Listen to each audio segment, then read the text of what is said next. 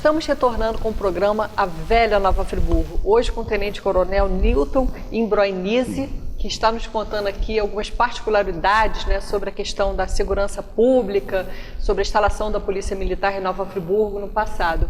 Eu interrompi o senhor, né, para a gente fazer um intervalo, só estava falando de um crime que na época deve ter tido uma repercussão imensa em Friburgo, né? Sim, esse foi repercussão em jornais do Rio de Janeiro. Foi na década de 70. Esse criminoso era chamado criminoso das Belnas. Ele era comum naquela época namorar dentro de carro. Todos nós namorávamos dentro de carro. Era comum. A pessoa tinha uma namorada, ficava namorando dentro do carro. E ele, esse criminoso, ele tinha talvez uma psicose de esfaquear o homem. Ele chegava e metia a faca. Quando via um casal dentro do carro. E quem era? Ninguém sabia. Isso ele fez, era um serial killer? Seria serial killer. Ele fez vários... Mas não chegou a ter ferimentos graves, assim, mas sim hospitalizados, fatal, não, né? Hospitalizados e tal. E fizemos um trabalho aqui bem meticuloso, bem detalhista. Chegamos, prendemos, e detalhe, que é o mais importante. Na época o juiz era o Pinot, e é um homem muito sério, com direitos humanos. E prendemos e não encostamos um dedo desse criminoso. Não havia algemas na época. Levamos ele preso normal. Ele tentou esfaquear um sargento, ainda deu um corte no dedo polegar do sargento. Reagindo, né? Na hora, e eu falei, não, quieto, senão você vai levar na cabeça. E ele, sim, tal. Levamos para o quartel, ficou lá sexta-noite, sábado, domingo, e na segunda-feira, pela manhã, o doutor Pinot esteve lá, conversou com ele, e a conversa, e nós ouvimos. Te bateram? Não. Te deram alimentação? Deram. Tiraram banho frio? Nada. Fizeram alguma coisa de mal com você? Não. E foi levado. Ah, interessante. Foi um crime de bastante repercussão na época. 11 casais. 11 casais. Imagina na época, né, como as pessoas ficaram assustadas. Ninguém namorou mais no carro, né? Deve ter acabado essa época, né? Que hoje não se vê mais, né? Como é que era a relação da Polícia Militar com o Sanatório Naval? Muito boa, muito boa. O Sanatório Naval também, antes da vinda da Polícia Militar, ela tinha uma função policial em Friburgo. E o sanatório vai descer. Era o jipe do Sanatório Naval. O famoso jipe do Sanatório Naval. O sanatório vai descer, né? Descia 2 fuzileiros, um motorista e um auxiliar. E qualquer coisa que tivesse perturbação, chamava-se o jipe do Sanatório Naval. E depois que a Polícia Militar chegou, o Sanatório Naval... E havia também, antes da instalação do quartel, confrontos entre policiais e marinheiros. Porque os marinheiros vinham para cá para a colônia de férias. E férias... O que a pessoa quer nas férias? É namorar as moças friburguenses e beber, né? E os policiais daqui não gostavam, porque aquela negócio de farda diferente, né? O marinheiro não gosta do polícia, o policial não gosta do soldado do exército, o soldado do exército não gosta do soldado da aeronáutica. Tem isso, né? E aquelas implicações de colégios, né? Eu sou de tal colégio, você é de tal colégio. Eu sou de tal bairro, não é? Aqui tinha humano, muita coisa, a turma do bairro Ipu, não é? Quanto a turma de Duas Pedras, né? Duas Pedras, lá. Era de Friburgo, era assim, né? Toda loteada. Você era Molino, né? Você está falando aí dessa... Eu estava servindo tiro em 57, e o prefeito era o Feliciano Costa, e naquela época fazia uma feira industrial no antigo campo do Fluminense, onde é hoje a Praça das Colônias, ali um teatro municipal. E nós estávamos ali e tinham um guarda da Polícia Militar, um guarda da prefeitura, fardado lá com uma farda lá, e na frente da feira. E aí a molecada do tiro, a turma do tiro, falou assim, vamos prender aquele guarda. Aí nós, a molecada do tiro, nós prendemos o guarda da prefeitura, que estava tomando conta da feira, E tinha um mastro, estava na época de Santo Antônio, tinha um mastro de Santo Antônio em frente à capela. Aí nós colocamos ele preso ali, enrolamos uma corda e amarramos o guarda da prefeitura no mastro de Santo Antônio em frente à igreja, né? Aí, e ficamos marchando em volta, né? Marcha, soldado, marchando em volta dele, na gozação. Aí ligaram para o sanatório, veio a escolta do sanatório. O jipe do sanatório, famoso. O jipe do sanatório, né? Aquela turma toda, quando chegou ali já não tinha mais ninguém, né? Aí depois o sargento no tiro quis apurar aquela situação, mas não conseguiu nunca porque ninguém denunciou o outro. Né? Mas era uma época que tinha esse medo da escolta mesmo. Mas essas rixas assim com o sanatório, você falou, foi alguma coisa, chegou a vias de fato? Acabou pelo seguinte motivo. Eu tinha o marido da minha irmã era suboficial no sanatório naval. Isso é uma das coisas que foi bom para mim também. E eu sempre fui muito falante. Tem que ficar quieto, a gente fica quieto, né? Eu, como nosso amigo, eu fiz também Direito, eu sou formado em Engenharia também, e História. Tem algumas faculdades também. Então, a gente por isso começou o programa dei aula há muito tempo, contextualizando, né? Dei aula há muito tempo. Gostar de dar aula, né? Então, eu fiz logo um relacionamento muito bom com o Sanatório Naval. Na época era o capitão de mar de guerra, Dr. Djalma, pessoa muito querida na cidade, e nosso relacionamento foi o melhor possível. Tem todas as festividades que o sanatório fazia, eu era o primeiro a ser convidado. Isso é uma coisa muito boa. E teve uma outra que houve até um certo, vamos dizer assim, não é um constrangimento. Na Batalha Naval, não sei se foi Tuiuti ou Riachuelo, na Guerra do Paraguai, a Marinha foi a principal participante. Mas quem cercou Tuiuti ou Riachuelo foi o 12º Corpo de Voluntários da Pátria, que é a Polícia Militar hoje, do antigo Estado do Rio. Esse é um dado interessante. A Polícia Militar participou da Guerra do Paraguai. Intensamente.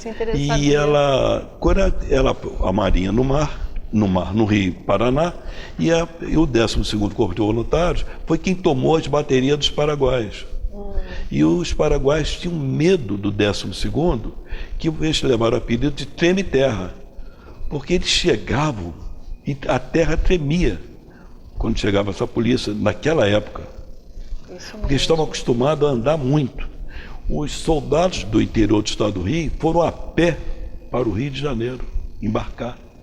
Eles saíram dessas cidades longe a pé, porque não tinha outro meio de transporte. Foram a pé. Então, ir no Paraguai era fácil. Desembarcava dos navios e ia a pé ali.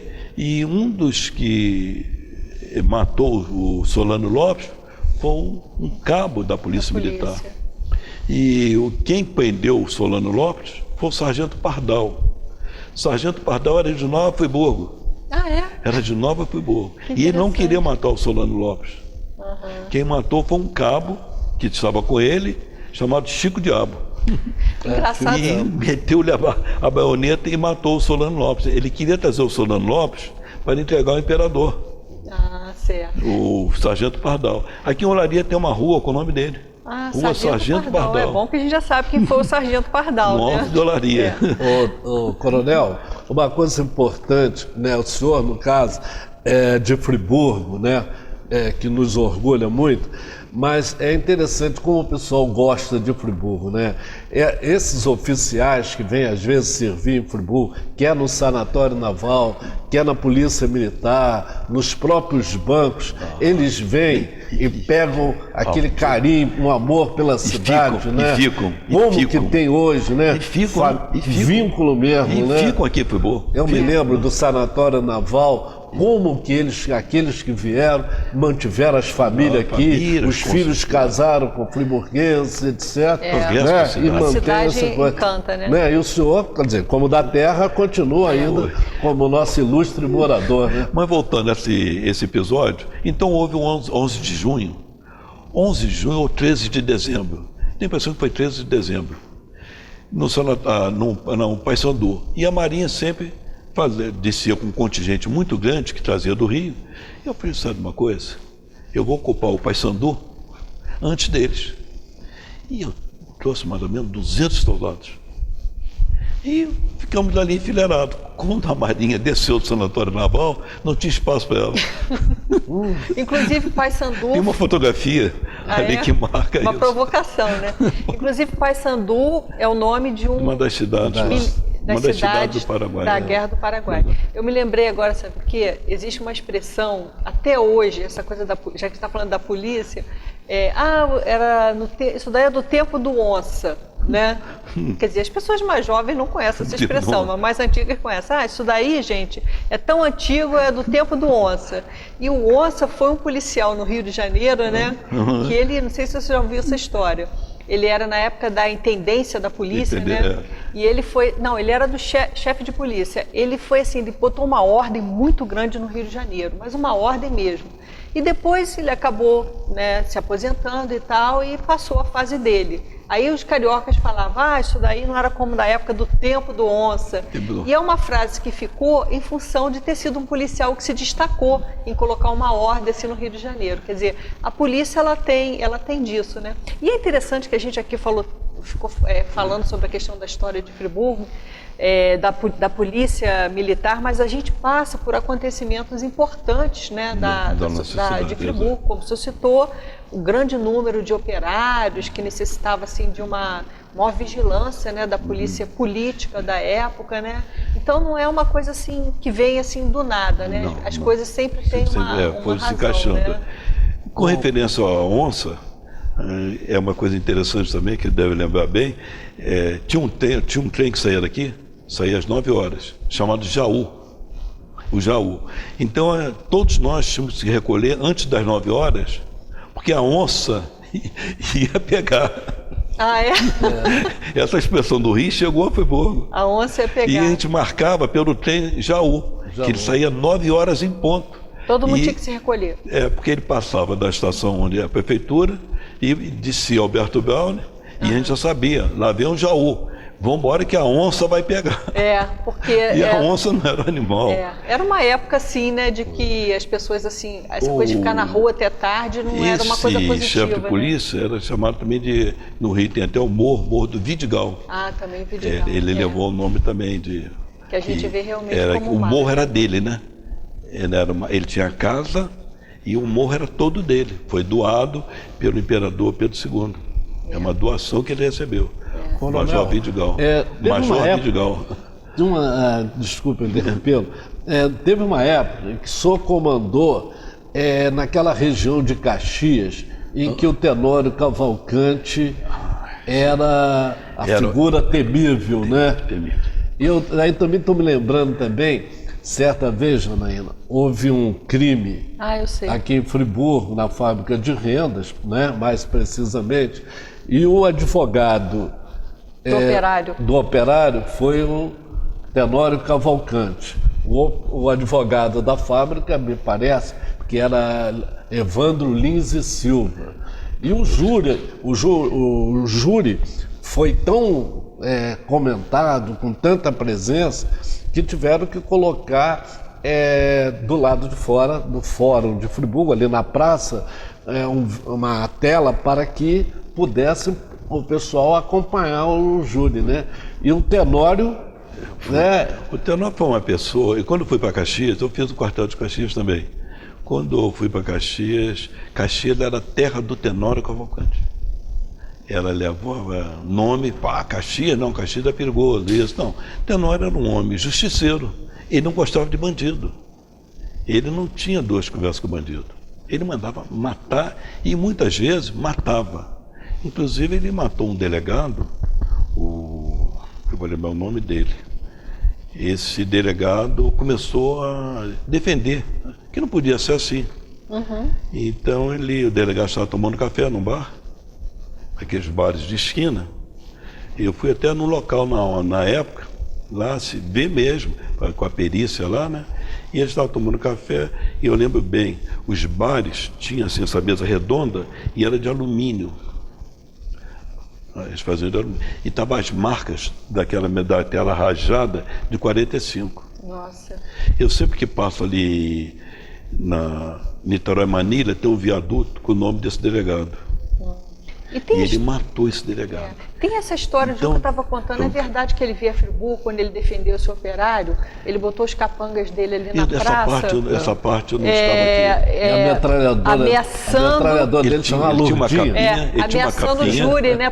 Porque esse operário, se eu não me engano, ele tinha matado um funcionário executivo da fábrica de rendas, porque vivia assediando uma operária, que não sei se era mulher, namorada dele, e ele matou a história que eu sei é essa, esse executivo da fábrica, e aí ninguém queria defendê-lo porque ele era um operário e contra um executivo da fábrica. Essa parte eu não... E o Tenório. Mas olha só, são muitas histórias aí, o nosso tempo já esgotou. Essa parte eu não posso dizer que eu não estava aqui na época. Isso daí é memória oral, não tem nada comprovado. Mas Caxias é muito interessante, é muito interessante mesmo. Caxias, o Tenório botou ordem de um lado, nós chegamos, fizemos o batalhão dentro de uma fábrica de cal, era uma fábrica abandonada de cal, e fomos expandindo, e o Tenório foi perdendo sua força. Entendi.